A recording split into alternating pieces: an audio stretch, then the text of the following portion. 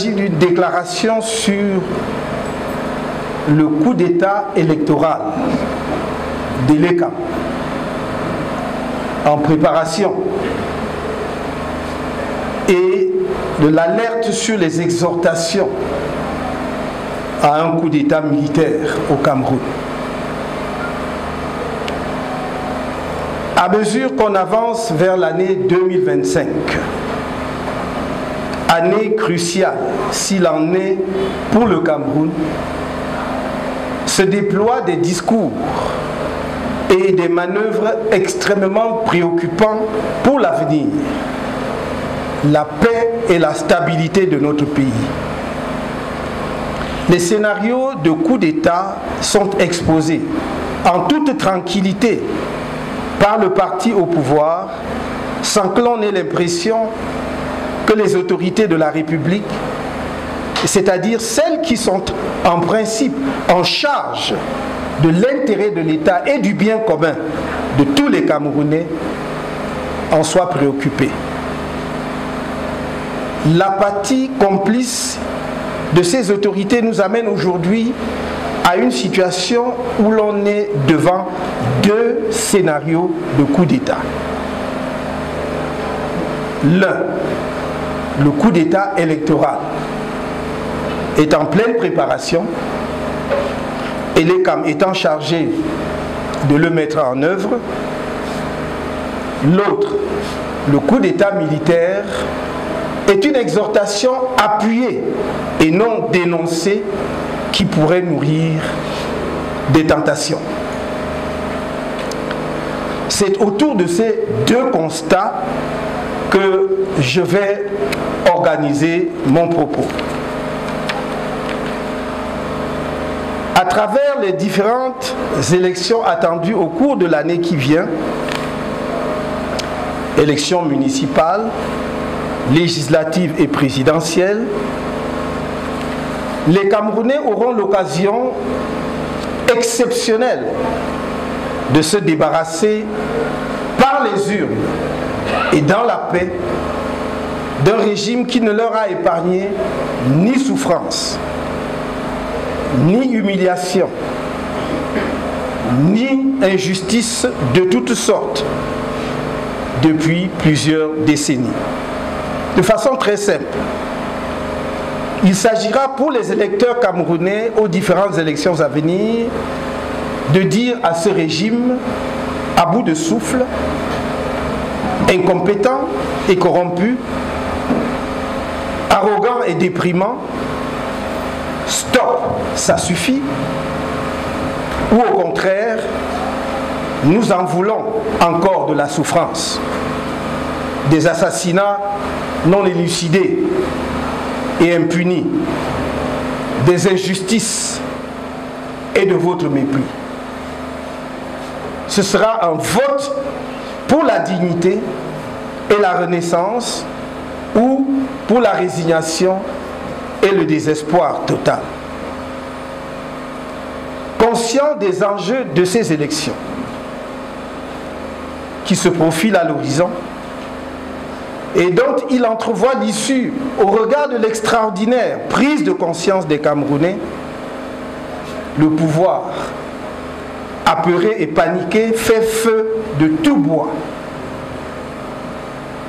Mais pour tenter de conjurer le sort qu'il mérite au regard de la situation désastreuse dans laquelle il a plongé le pays, et que les vieilles recettes comme le tribalisme et la corruption ne parviennent plus à étouffer, le pouvoir s'est lancé dans la réalisation d'un coup d'État électoral préventif. Oui, le directeur général de Elections Cameroun, Monsieur Eric Essoussé, et les membres du Conseil électoral sont en train de perpétrer sous nos yeux et ceux de la communauté internationale un authentique coup d'État électoral. L'action criminelle des organes dirigeants de cette institution qu'est l'ECAM, censée être l'organisateur impartial du jeu électoral, est visible à travers les multiples violations assumées des lois électorales. Il foule aux pieds la constitution du Cameroun et les lois électorales avec l'objectif clairement affiché de permettre une fois de plus au RDPC de se maintenir illégalement et illégitimement au pouvoir. Voici la longue liste, au demeurant non exhaustive, des actes illégaux posés par les dirigeants de l'ECAM, dont l'objectif politique est de fausser les résultats des prochaines élections au profit du RDPC, et qui établit de façon indiscutable que le coup d'État électoral de l'ECAM n'est pas une vue de l'esprit. 1. Privation de plus de la moitié des électeurs camerounais potentiels de l'exercice de leurs droits constitutionnels de citoyens par le gel délibéré du corps électoral autour de 7 millions d'électeurs depuis 10 ans, en dépit de la croissance de la population camerounaise qui est passée d'environ 20 millions d'habitants en 2012, où l'ECAM avait annoncé que le corps électoral était déjà à 7 60 000 électeurs inscrits environ, à environ 30 millions d'habitants en 2024, où le même ELECAM annonce à la fin du premier trimestre le chiffre de 7 144 000 électeurs inscrits. 2. Annonce préventive par le directeur général de l'ECAM, M. Essoussé, que l'extraordinaire mobilisation des Camerounais qui s'inscrivent massivement sur les listes électorales au vu de tout le monde pourrait bien s'avérer vain. C'est-à-dire ne pas modifier le corps électoral parce que, dit-il, après toilettage, sur 200 000 nouveaux inscrits par exemple, il pourrait n'en rester que 50 000. 3. Violation continue de l'article 80 de la loi numéro 2012/001 du 19 avril 2012 portant code électoral, qui fait obligation au directeur général de l'ECAM de publier au plus tard le 30 décembre de chaque année la liste électorale nationale, laquelle publication permet effectivement de garantir un toilettage correct du corps électoral, de corriger les erreurs et aux inscrits dont les noms n'y figurent pas, de faire les réclamations nécessaires. 4. Multiplication par l'ECAM de divers obstacles administratifs et logistiques visant à décourager les inscriptions massives des Camerounais sur les listes électorales, telles que l'indisponibilité ou l'insuffisance des kits d'inscription, alors que l'État alloue chaque année un budget conséquent à l'ECAM.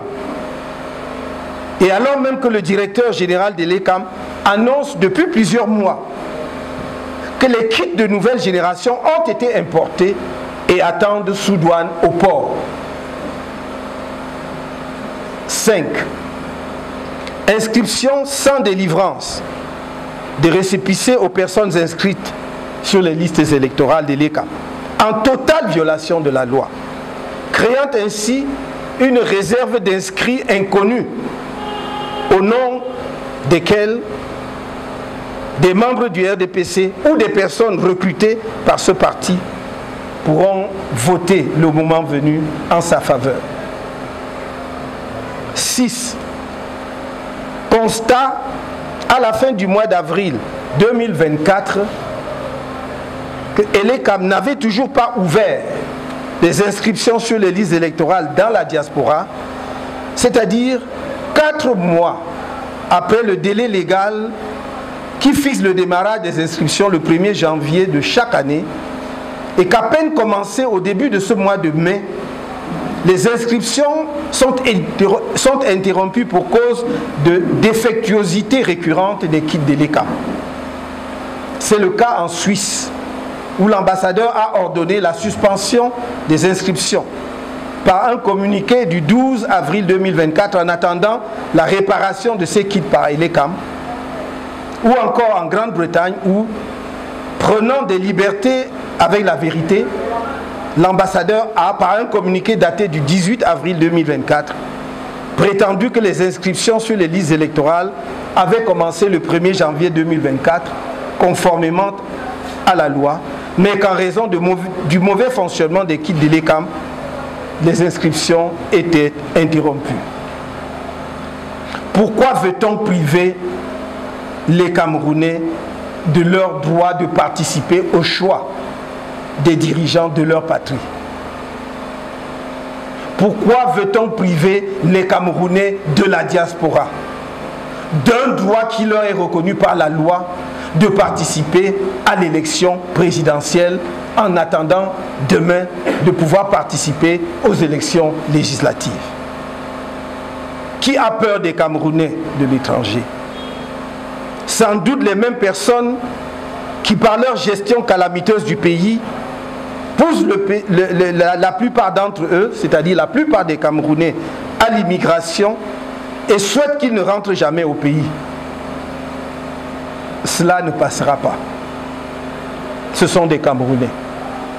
Et où qu'ils se trouvent, ils ont le droit de participer à la vie politique de leur pays, conformément aux lois de la République.